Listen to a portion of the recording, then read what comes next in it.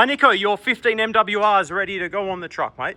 So I'll run you through the machine from start to back. So we have the ENGCON on the front, but let's start at the back. So you have 4-wheel steering, and we'll show you the switch for selecting the modes in the cab shortly. So that lets you turn really tight on a circle. And then we've got rear stabilizers.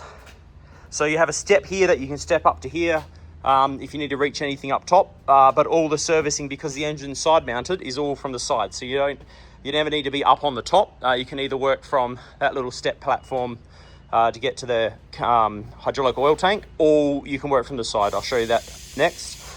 So here we have the fuel tank. So fuel transfer pumps there. And then also there is the grease gun, which you can use to refill your auto greaser, which we'll get up to in a sec. So you just can drop that into a jerry can or a truck tank if you need. This little panel here is the aircon panel filter, which you can, for external air, you can pull that out and replace it. We have a little opening door here. So in here, we've got wiper fluid, AdBlue here, battery isolator. If this red light's on, don't turn the isolator off. It's just because the AdBlue system is finishing its priming process after you turn the machine off. So coming around, we've got rear mounted work light up the top there, rear view camera, extra heavy rear counterweight. So reduced swing machine, which is good for tight spaces, but lots of counterweight to get some balance. Side camera is there. This side is a big toolbox. So in here, Nico, we have filters for your first service at 100 hours. We have filter kits for all the other services in stock, of course. This is your flashing light, which goes on top of the roof. You've got a grease cartridge there, and you've got a grease gun here. The bucket area is still not auto greased. You need to do that manually. It's the boom, which is all auto greased, but the little bucket area and the tilt rotator you need to grease manually. The operator's manual, which is in the cab, we'll show you in a sec, shows you all the points that you need to grease and how often. Tool box is there as well, or tool bag, I mean. So that's that. Now this is the side cover, and in here we have the engine. So this has got your air filter in it, so I'll give you a good look at that package. We've got radiator, and then here your 2 fuel filters, and then your oil filter is there, dipstick. Everything's accessible from ground level, which is fantastic.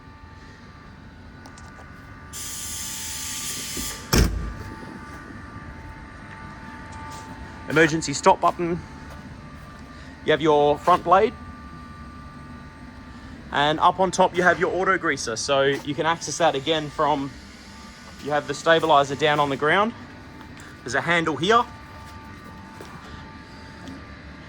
We've got the travel alarm, your auto greaser, so you can refill it from this point using that grease gun, or you can actually fill it with an actual normal grease gun there if you need to, so if you don't have that other gun for some reason.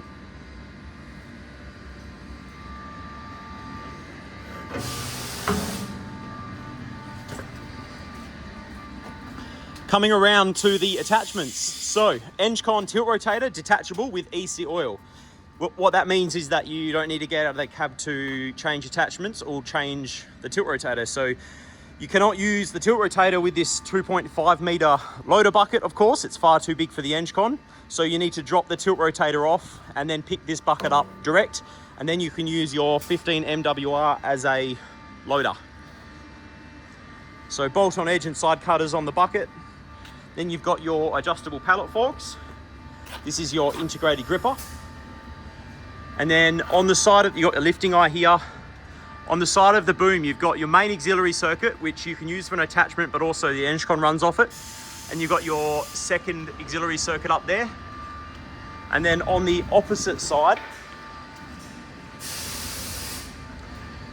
same deal, but you've got an additional one there, and that is your case drain. So when you're using your skid steer adapter, if you have a skid steer attachment which needs to have the case drain, well, that is ready for you to plug in. So just coming onto your attachments, you can see we've got the forks and the loader bucket here. And here we have the skid steer adapter. Keep in mind that skid steer attachments are not designed for 15-ton excavators. So You have to be obviously careful. The hitch design is not suitable for 15-ton excavators for breaking out. So the idea is not for, you know, a skid steer rock bucket for prying rocks out, but it's to use skid steer attachments where needed. So it's cleaning bucket, concrete mixing bucket, auger drive, etc. So it's a tool carrier, but you know, there's a reason front end loaders don't use a skid steer hookup. It's too light and flimsy for that. So as much as it's as strong as it can be, that's the limitation of a skid steer adapter on a 15-tonner. So that's the skid steer adapter. You've got your 1600 grading bucket, your 900 digging bucket with teeth, and then your 450 digging bucket with teeth. So we'll go into the cab. You have a sliding window, so you don't need to open the door. The door slides back, so it doesn't swing all the way open, but slides back like this. So very nice to get out of if you've parked close to another machine. So inside the cab here, you've got your emergency stop button. Then we've got our mode selector. So in the 15 MWR, you've got your park mode, of course, your digging mode, your working mode. This is your travel mode. On travel mode, it'll let you travel faster, so higher engine RPM, but you can't use the boom. So if you're traveling from A to B, put it into travel mode.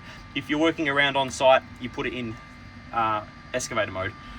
Ignition is here. There's a pocket here that you can put your phone in, and also a pocket back there. The radio, which is down here, you can connect Bluetooth to, so you don't need to, you've got a little microphone here.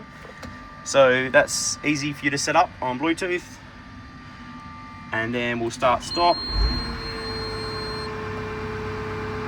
It's as simple as that. Okay, so steering wheel, left and right, of course.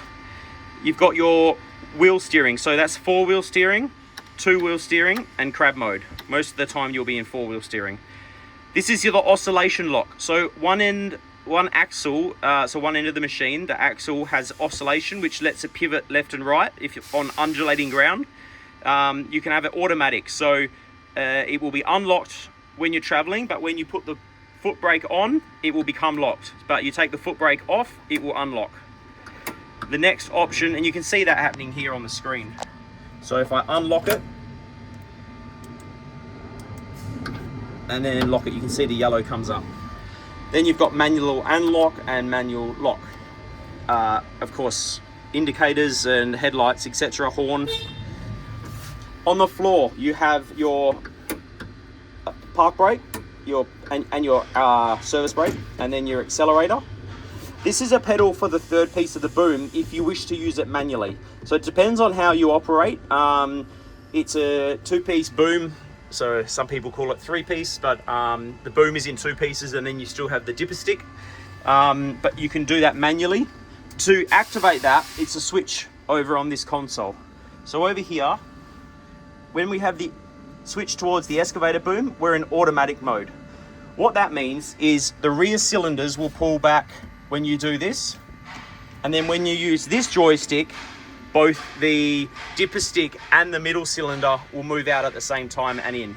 If you want to control it manually, you flick it across to here. Now this will only do the dipper stick, and then the middle cylinder will only do the foot pedal. Most of the time you'll use it in this. You've got your Mecalac hitch alarm override, which you don't need to worry about because we have EngCon. This is bucket inversion, so this will switch the direction that the bucket cylinder will work if you're in skid steer bucket or if you've got the excavator bucket on. This is the driving inversion switch. So at the moment it's set up for, you know, if you turn the steering wheel left, the wheels will go left because we're facing with the blade at the front. But if you're working over the rear a lot, so you have the blade over the rear, the steering wheel will be back to front. You can simply invert that with this switch. So that's a very cool feature. This is an EngCon option that you've got on your machine. It's called joystick steering. So you press it to turn it on, then it will go red. Now the roller underneath here, this roller, that will do your steering. So there's no need to take your hand off the joystick for the steering. You just simply go here with the joystick steering. So your hands are always on there. Some people actually take the steering wheel off to get it out of their way, but you'll get used to that, and it's quite nice not having to take your hand off. That's it for switches over here. We've got the Mecalac mounted in here for you. On this side, we've got your blade. So this is your blade. You can see on here, we've got these buttons, your 2 stabilizers and the blade. And when you press them, you can turn on which one you want to move up and down. So you can move them all at the same time, backwards and forwards. So whatever is selected on there is what will move when you move the blade lever. On here you have your screen menu, and I'll send you a link to some videos for the basic screen menu. They're the same on each machine. In here we've got our button panel. So if we need continuous auxiliary flow, you don't need it for any of the attachments you have here, but if you put a skid steer bucket broom on and you don't want to have to hold your thumb on the slide switch, you can just press that button once and the flow will stay on. Then we've got beacon, travel alarm, and the additional lights for you can control them front and rear of the cab. Auto idle you can turn on and off there as well. Aircon control. So you'll see on the screen this little box here, the blue little box, that's our aircon control. So the symbol in the middle is when the compressor is turned off. If we press that middle one, now the compressor is on. You'll notice here a little bit of an issue that we need to get updated in the software. When we don't have the compressor on, if you have any heat turned on, and I'm doing that with these buttons, if you have any heat turned on here, you see that it's red, and so that's getting hotter and hotter. So that's letting hot water into the aircon system to blow hot air if it's cold in the morning. Now, if you have the compressor on, it's a blue color. The problem is if you look really closely, you can see there that the heater tap is slightly still open. You can't really see that from back here. So if the aircon's not cold, just tap on that blue button a few times and you'll see that you know, I'll show you, go all the way up, but as I come down, there's still a little bit there. You need to go again. So just keep that in mind. You've got airflow for your fan speed as well. So that's that one.